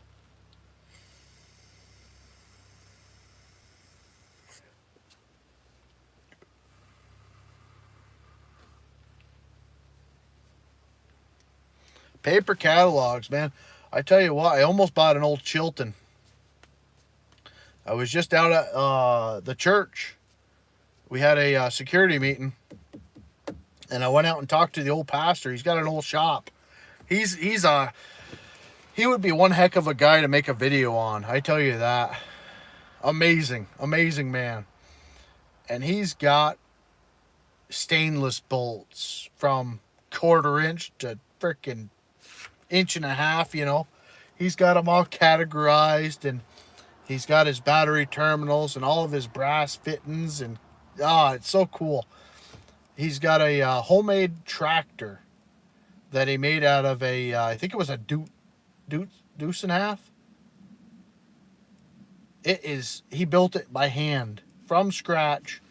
Started with a frame, put old military axles underneath it, and built it right. Oh, I'll have to ask him for his permission to show it. It is so stinking cool. He's got a big old winch underneath it. He made his own loader. He made a loader for it. He's got a cab on it and a backhoe. He says the backhoe isn't great. He says it pulls the tractor right into the hole. I said, well, every great backhoe I've ever ran pulls the tractor into a hole. But no, it's freaking awesome, man. He is so meticulous. His trailer. We were out talking after the meeting one day, and he brought me out to show me his trailer, and he built that by hand as well.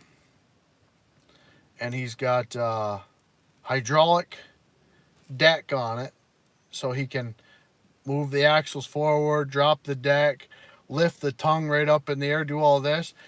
And then the icing on the cake was when the tongue would drop, it would squish his license plate. So he ran like a piano string from the license plate down the tube of the frame, down to the hydraulic cylinder. So every time that it would raise, the license plate would fold in underneath. It was, somebody with just, he's very meticulous. I tell you, it's pretty awesome. Nothing I wouldn't have the patience to do it.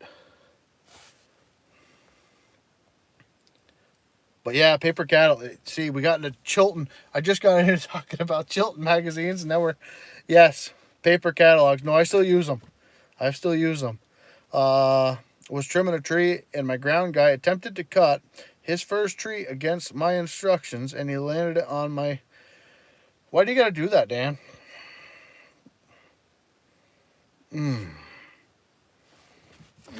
Yeah. Just re-sparked that into my mind, because I can see it.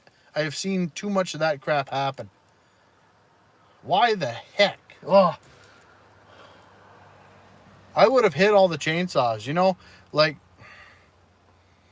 all my kitchen cabinets and all that still have the baby locks on them, where when my kids were babies, they, the Mr. Yuck stickers that we all grew up with, the green face there. I still got all that. Like,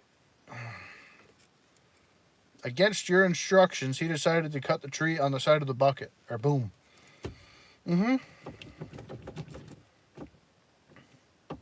No harness was saving me from that fall. I don't know if you were safer with a harness on in that type of situation. I think you would have been safer without it. Hold on to the stupid thing, and when it frickin' smacks, I wouldn't wanna be the bouncy ball, you know? Man, I've watched some terrible frickin' climbing videos of people cutting trees up, take the top off, and that frickin' tree frickin' blah. Man, oh man. Don't leave so much holding wood.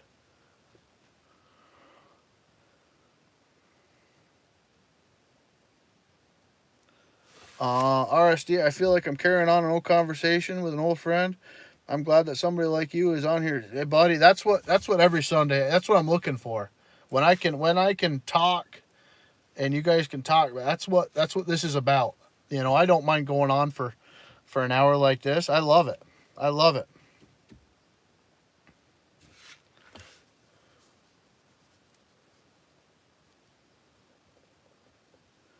Up until that point, I had to reason not to try. Yeah, okay. Yep.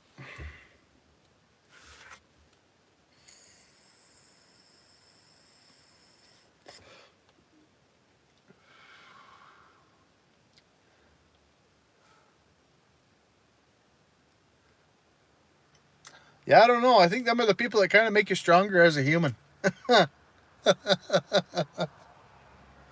Everybody has a screw up, but when you're, I mean, it all depends on how the story really goes, too. I mean, from Dan, I've been up in the bucket before.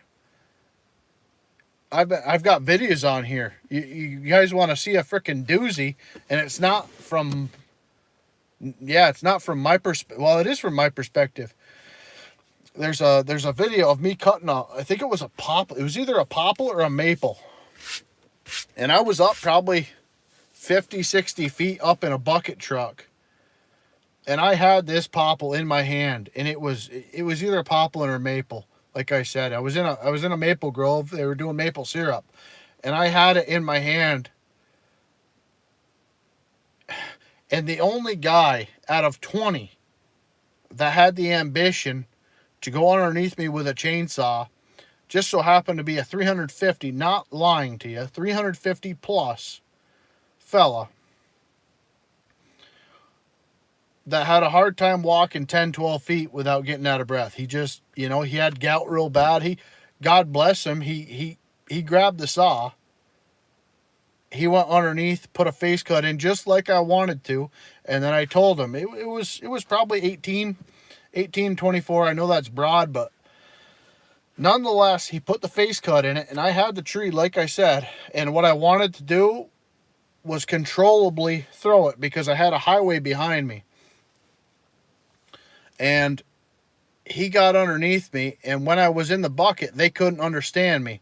And the frickin' piece of work foreman that we had, I was looking at him in the eye, and I told him to stop cutting. I could feel the thing cracking in my hand, and you got a 300 and whatever plus pound guy at the bottom of this tree that's breaking in my hands.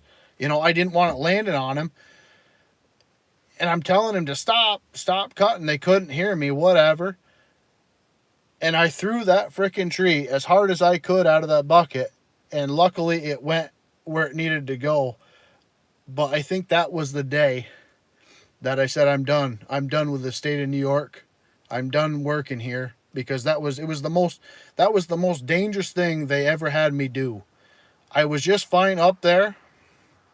It would have been fine if I would have went down, cut the face out, gave the back just a little bit of a tickle. That way there was no fiber, because it was nothing but raw. It had been struck by lightning, if I'm not mistaken. Get up top, do the lemon and all that, and then put it safely down. But the only one was that frickin' 300-something pound guy that couldn't get out of his own way if he had to. and they put him at the bottom of that tree and didn't freaking get him out of there when I told them, get him out of there before, something happens. And like I said, thank the good Lord, I was able to throw that tree and he got out of there. But that pissed me off so bad. But I don't know if I was in Dan's position and the kid thought the tree was a problem. It's hard. It's hard. I should have had a radio, you know.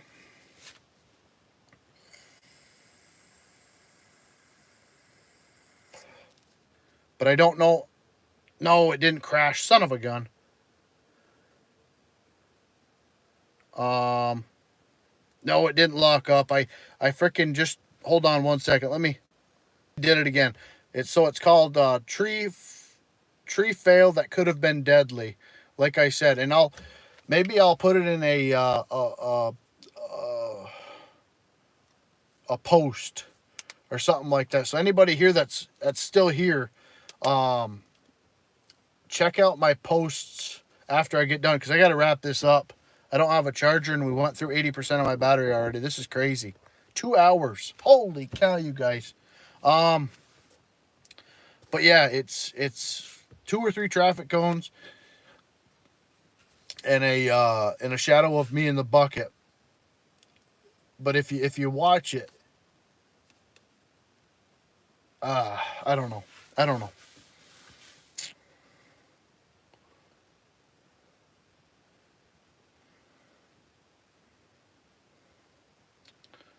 Ha ha ha. I didn't need a radio. He could hear me loud and clear. Well, that's why I've always got my radios right in the freaking truck whenever I'm cutting with somebody. Or if I'm cutting like this little lady here, if I'm out in the back past cell service, because there's a bad dead spot here, you guys know from the live streams, I'll take a radio and I'll give it to whoever the landowner is, or whoever's cutting with me. That way we can still be in contact, and I don't need to listen to see if a chainsaw is just idling or somebody's blowing a whistle, something like that. But